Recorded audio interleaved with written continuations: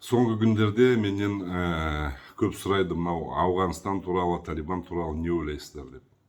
Мен сіздерге айтайын, айналайындар. Талибтердің ешқандай жұмысы жоқ шалғайда жатқан Қазақстанда.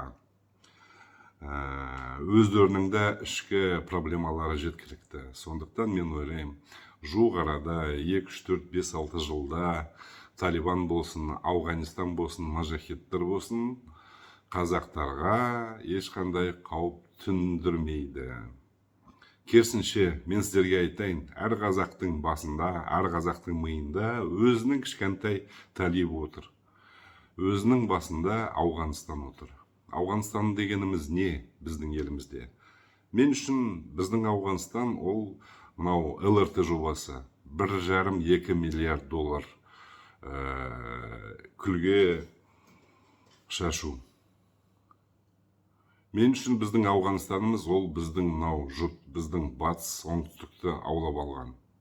Біздің шенеуніктер ештеңе істей алмайды. Ең қолынан келетіні біздің су жаңа ауыл шаруашылық министріміз әлгі асыр жариялап халықтан ақша талап еткені. Бұл біздің Ауғанстанымыз, айналайындар. Ал біздің тәріптеріміз сол біздің мынау ең үлкен партияның мүшелері жемқорлық тасталып жатқан күнәра. Біздің Ауғанстанымыз ол біздің үндемеуіміз. Біздің тәуба, шүкір дегеніміз ол да біздің Ауғанстанымыз. Сондықтан бізге анау шалғайда жатқан Ауғанстан мен мұжахеттерден ешқандай қауіп төнбейді. Өйткені әр қазақтың басында өзінің жеке Ауғанстаны бар.